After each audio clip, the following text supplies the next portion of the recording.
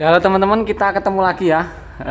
Kali ini kita cuma mau sharing karena ada teman kita kemarin yang minta rekomendasi tentang alat yang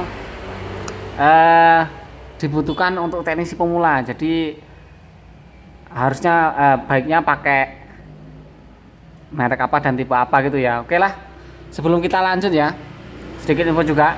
Ini kita di sini nggak ada di endorse kita atau promo atau apa, kita nggak ada.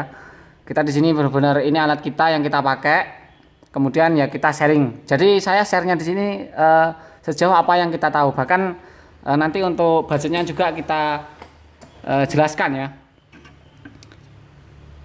Dan juga untuk teman-teman yang belum subscribe ya, jangan lupa untuk ditekan tombol subscribe-nya dan nyalakan lonceng notifikasinya supaya channel kita bisa berkembang ya. Dan untuk teman-teman yang berniat untuk mendalami dunia teknisi, itu bisa ikuti channel kita, buka channelnya, kemudian tab ke bagian playlist. Di situ ada playlist Ayo Jadi Teknisi. Jadi tentang alat-alat yang dibutuhkan teknisi, cara bongkar pasang isi, cara jumper menjumper, pokoknya kita bahas di playlist yang itu. Jadi silahkan dibuka playlistnya dan ditonton sendiri videonya ya.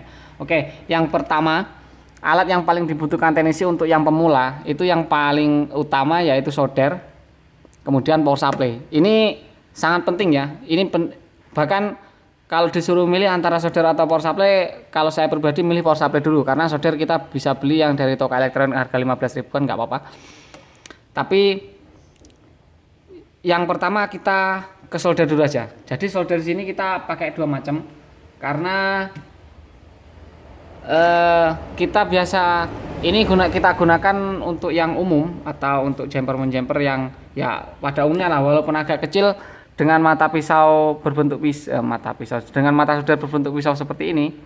Iso fokus nggak iso fokus kita ya, nggak bisa fokus ya.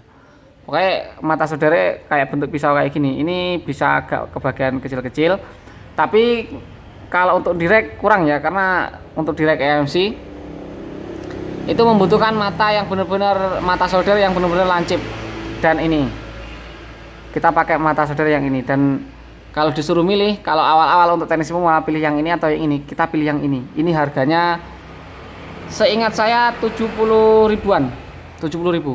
Jadi kalau beli solder jangan yang ada ininya ya, yang kayak ada sundul, kayak ada putarannya potensio untuk mengatur panas.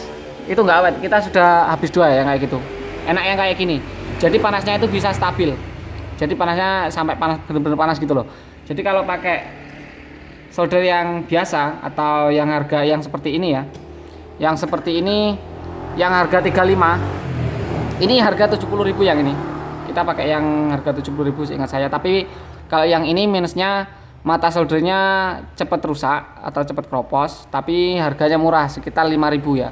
Untuk mata soldernya ini 3.000 sampai 5.000. Tapi minusnya di sini dia mudah leder ya. Jadi di sini kita tali pakai kabel apa ini? Engkel ya. Kita lubangin di situ, kita pakai kabel engkel. Ya kalau nggak seperti ini ya, bautnya ini sebenarnya ada bautnya sebelah sini ya. Tapi dia leder, sebelah sini ada bautnya. Itu minusnya. Tapi kalau suruh milih, saya pilih mana? Saya lebih suka pakai yang ini. Kita pakai ini karena terpaksa harus pakai ini kalau untuk di direct UV ya, di bagian terkecil UV itu kita directnya ada yang harus pakai itu gitu loh. Kalau yang ini mata soldernya harga 25.000 yang agak bagus, dan saya lebih suka mata pisau karena panasnya itu benar-benar sampai ujung ya. Kalau yang ini harganya 70.000. Kita belinya dari online shop, ada yang dari Bukalapak, ada yang dari Shopee. Jadi benar-benar kalau untuk solder yang itu sebentar, karena di sini untuk teknisi pemula kita dulu awal-awal ya, kita nggak kenal sales, jadi kita benar-benar nggak kenal sales, jadi kita harus cari-cari alatnya ini. Kalau saya sendiri, apalagi daerah sini agak terpencil ya, jadi kayak harus benar-benar cari sendiri gitu loh. Sebentar, saya cari, seingat saya itu solder yang 60 watt, saya ketiknya gitu kalau nggak salah. Nah ini ada, kalau kita pilih yang kita ketikkan solder 60 watt, di sini kayak ada banyak pilihan. Yang saya maksud ada potensinya itu seperti ini ya, jangan beli yang seperti ini. Ini pengalaman saya, ini kayak ada pengatur suhunya, ini kurang bagus lah, kadang panasnya itu kurang bagus. Kalau beli yang ini, yang model ini yang harganya 30 atau 40.000 itu kalau untuk timah yang ini nggak mau leder ya. Timah yang ini, timah yang agak bagus ini dia nggak mau leder, cuma kayak jadi pasir gitu loh, nggak mau lengket. Tapi kalau pakai timah yang biasa yang seperti ini itu bisa. Itu kalau pakai yang, pokoknya jangan pakai yang murah. Kalau mau pakai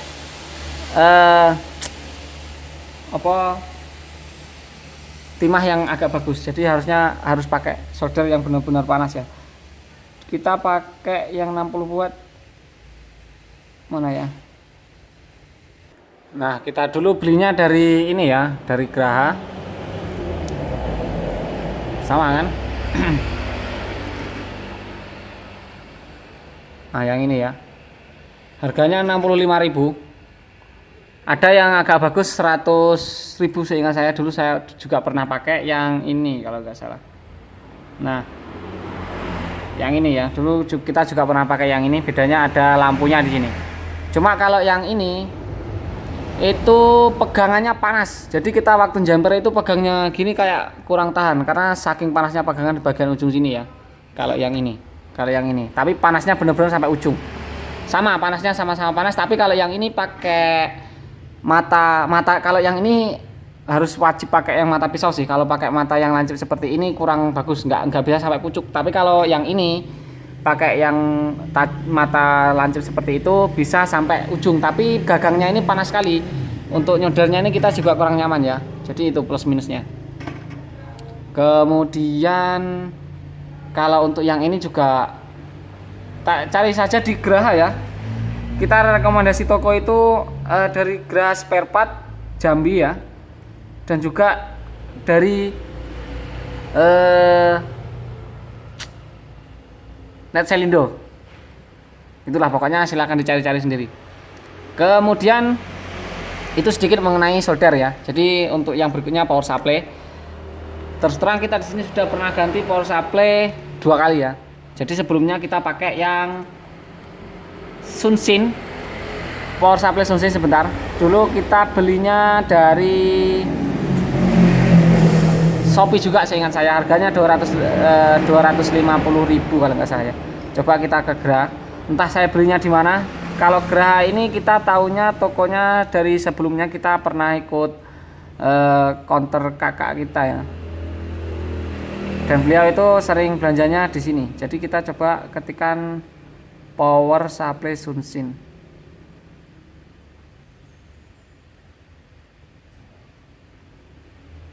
Nah, kita yang 250.000 dulu. Nah, yang ini seingat saya yang ini ya, yang sekarang harganya 283 ini.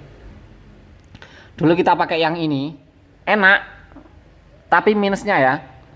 Kita bicara plus minusnya. Ini harganya 280.000. Kalau dulu 250.000. Kalau ini teman-teman gunakan, jangan digunakan untuk cas ke baterai. Jadi kita kan sering ngecas baterai pakai power supply ya. Tapi kalau yang ini jangan digunakan untuk ngecas, karena kalau digunakan untuk ngecas dipakai 2 bulan atau sampai 3 bulan itu langsung ada yang konslet. Jadi kalau kita nyalakan HP pakai power supply yang sudah rusak habis dibuat ngecas, itu bisa menyebabkan HP-nya mati malah. Jadi kayak tegangannya ini naik terus, ampernya itu ketinggian gitu loh. Ampernya naik terus, nggak ngerem gitu maksudnya. Kalau ini kan dia bisa ngerem ya ampernya ya. Jadi itu minusnya. Kalau mau pakai yang ini jangan digunakan untuk ngecas baterai. Jadi ngecas baterainya saran saya menggunakan bikin sendiri saja dari cas itu 5 volt, langsung diambil plus minusnya saja, itu bisa. Atau pakai cas duduk atau cas kodok lah istilahnya. Tapi kalau yang kita pakai ini bebas, ini mau hajar pakai cas di baterai juga ini sering kita gunakan. Bahkan di sini kita pakai adapter kodoknya ini untuk ngecas ke situ ya, jadi biar enak. Ini cell kit ini seingat saya harganya 400.000 ya. Kita ketikkan saja CK, ketikan 1502D.